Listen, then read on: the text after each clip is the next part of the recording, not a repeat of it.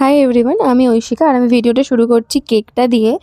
Yes, মায়ের বার্থডেটা আগের দিন ছিল 14 মার্চ, আর আমি সে কেক অর্ডার দিয়েছিলাম প্রায় এক সপ্তাহ আগে। তো আমি কেকটা আগের দিন আনতে চলে গেছিলাম, কারণ রাত্রে 12টায় আমার কেকটা মাকে কাটানোর ছিল। আমি লকডাউন থেকে আমার মায়ের বার্থডেটা এভাবেই সেলিব্রেট করি, রাত্রিবেলা কেকটা কাটাই আর পরের দিনকে আমি সমস্ত রকম রান্না নিজে হাতে করি, সেটা মা যাই খাক না কেন। মায়ের প্রায় অসুস্থ হয়ে যাওয়ার পর থেকে অনেক বছরই মা সাধারণ খাবার খেত, মানে একদম ঝোল ভাত মুড়ি, কারণ মায়ের গ্লুটেন আছে। সো মায়ের আটা ময়দায় ভীষণ অ্যালার্জি, মায়ের সবসময় সমস্ত রকম ময়দার জিনিসপত্র খাওয়া চলে না। তো মা কেকও একদম অল্প করে খেয়েছিল। আর ডেকোরেশনটা আমরা দুজনে মিলে করেছিলাম সেদিনকে। ওর বাড়িতে নিমন্ত্রণ ছিল, কারণ 14ই মার্চ আবার ওর মায়ের বার্থডে ছিল। তো আমি রাত্রিবেলা খেয়ে দিয়ে এসে পরের দিনকে এখানে ব্লগটা শুরু করেছি। To my channel, to my new blog. আর আজকে মায়ের এটা বার্থডে ব্লগ হতে চলেছে। আমি ভেবেছিলাম যে আমি কোনো বড় ব্লগ করবো না, ছোট ব্লগের মধ্যেই চালিয়ে দেবো, কিন্তু ইচ্ছা করছে একটু বড় ব্লগ করতে। মাকে এখন দেখাচ্ছি না, কারণ মায়ের শরীর খুব ভালো নেই, তাই মা ঘরে ড্রেসে আছে। এরপরে যখন মা সেজে গুজে বসবে তখন অবশ্যই দেখাবো। অনেক কিছু রান্না হবে আজকে, শরীর ভালো নেই তবুও আমি করে দিচ্ছি, জানি না কতটা কি খেতে পারবে। সব হয়তো খেতে পারবে না, খাবে, আমি খেতে দেবও না। বাট ঠিক আছে, চলো। কোনো অনুষ্ঠান হলেই যখন মায়ের শরীর খারাপ হয়ে যায় আর কি করা যাবে, এরকম একটা তুক আছে, কিছু বলেই ভালো শরীর খারাপ হয়ে যায়। তো এখন আমি যাচ্ছি বাজারে, কিছু জন্মদিন স্পেশালি কিছু জিনিসপত্র কেনা গেছে। কালকে কেক কাটানো হয়ে গেছে রাত্রি 12টায়, সেই ব্লগটা তোমরা দেখতে পাবে, একটা ছোট ভিডিও ক্লিপ। আর তো চলো দেখা যাক সারাদিনটাতে কেমন যায়। আমরা যাচ্ছি যে বাজারে, এই যে চলে এসছে গাড়ি নিয়ে। এখানে আমি চলে এসেছিলাম মিষ্টি কিনতে, মায়ের জন্য 5 রকম মিষ্টি, দই, সমস্ত কিছু আনার ছিল। আর এর আগে আমরা ডাবও কিনতে গেছিলাম। তোমরা হয়তো একটুখানি দেখে অনেকটাই জাজ করে ফেলো, বাট সত্যি কথা বলতে একটা ভিডিওতে ততটুকুই তোমাদেরকে দেখানো হয় যতটুকু আমরা মনে করি। আর মায়ের যেহেতু পেঁপে কলা এই সমস্ত জিনিসগুলো চলে, আমরা একটু পেঁপে কলা তরমুজ ফল নিয়েছিলাম। আর এখানে আইসক্রিমের দোকানে চলে এসেছিলাম একটু আইসক্রিম, কোল্ড ড্রিঙ্কস, চকলেট নিতে। সমস্ত কিছু নিয়ে আমাকে তাড়াতাড়ি বাড়ি ফিরতে হতো, কারণ অনেকগুলো রান্না আছে। যদিও কেটে কুটে সমস্ত কিছু রেডি করাই ছিল, মা ওতে আমায় হেল্প করে দিয়েছিল।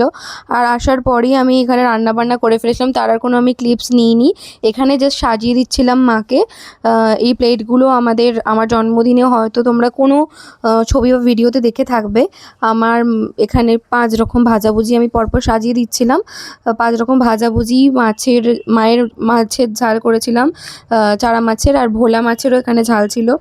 আর পটলালু চিংড়ি ছিল, চাটনি, পাঁপড়, মিষ্টি, দই, পায়েসটাও আমি আগের দিনকে রাত্রিবেলা করে রেখেছিলাম, প্রায় পড়ে এসে 10:30টার পর আমি পায়েসটা করেছি।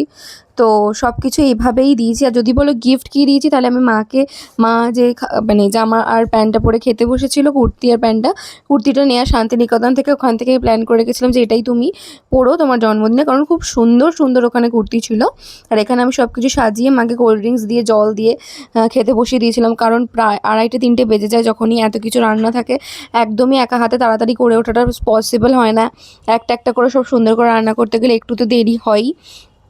মা প্রথমে সকালবেলা একটু ডাব খেয়েছিল, কারণ সেদিনকেও মায়ের শরীরটা খুব একটা ভালো ছিল না। মায়ের হঠাৎ করেই একটু লুজ মোশন শুরু হয়ে যায়, শরীরটা খুবই খারাপ হয়ে পড়ে, তাই জন্য খুব একটা ভিডিওতে দেখা যায় না। তোমরা মুখটা দেখলে বুঝতে পারবে যে খুব শরীরটা খারাপ খারাপ মতো। যদিও আমার মুখ দেখলে একদমই শরীর খারাপ বোঝা যায় না। লোকে তো আমার এরমও বলেছে যে শরীর খারাপ, আমি টাইফয়েড থেকে বাড়ি ফিরছি, আর লোকে বলেছে যে আমি র্যাম্পে হেঁটে আসছি। তো লোকে ইয়ার্কি করে বলেছে, যাই হোক। তো আমার শরীর খারাপ একদমই মুখে ধরা পড়ে না, মায়ের কিন্তু খুব করে বোঝা যায়। আর সেটা এই ভিডিওটা দেখলেই তোমরা বুঝতে পারবে। একদম সাজেনি, একটু জাস্ট কোনো রকমে খেতে বসেছে আমার মনে রাখতে, কারণ আমি এত কিছু আগে থেকে প্ল্যান করে রেখেছি। আমি প্রতি বছর প্ল্যান করি, আমি করেছি। মা খাবে না এটা তো হতেই পারে না। সে যতটুকু পেরেছে অল্প অল্প খেয়েছে, বাদ বাকি সবই তুলে দিয়েছিল পরে। তোমরা ভিডিওতে হয়তো দেখলে ভাবো যে এতই খায়, কিন্তু এত খায় না, এটা জাস্ট সাজিয়ে দেওয়ার জন্য।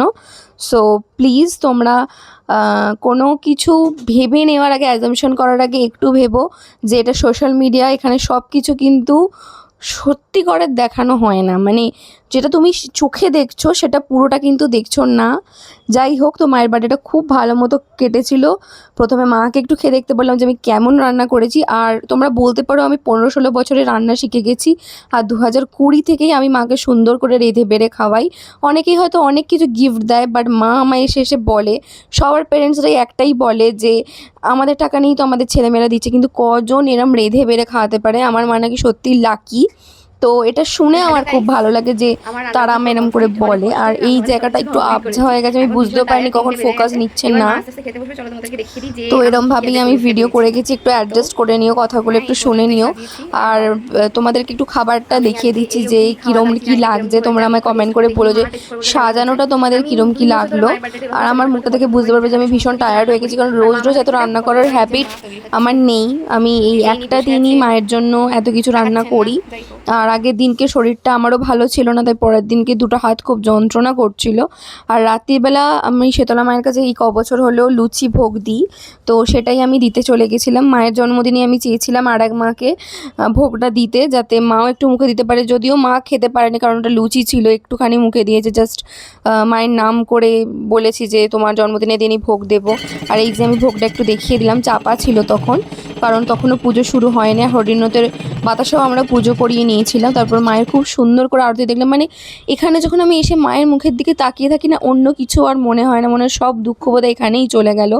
সেটা মা দুর্গার আরতি হোক, মা শীতলার আরতি হোক, যে কোনো ঠাকুরেরই যখন তুমি আরতি দেখবে, দেখবে তোমার মুখের দিকে তাকিয়ে একটা আলাদাই প্রশান্তি হবে, এটা ভগবানের প্রতি যে শ্রদ্ধাটা সেটা তোমার যেন মন থেকে আসবে। তো যাই হোক, এখানে ভোগ দেওয়া হয়ে গেছিলো, আমরা দাঁড়িয়েছিলাম ভোগটা নিয়ে আবার সবাইকে দিতে যাব বলে, কারণ আমার মামা তারপরে সবাইকে আরও জনেদের দেওয়ার ছিল, আমার রিলেটিভসদেরকে, তাদেরকে দিয়ে এলাম। তো এইটা কয়েকটা ছবিও আমি লাস্টে ভিডিও শেষে শেয়ার করলাম।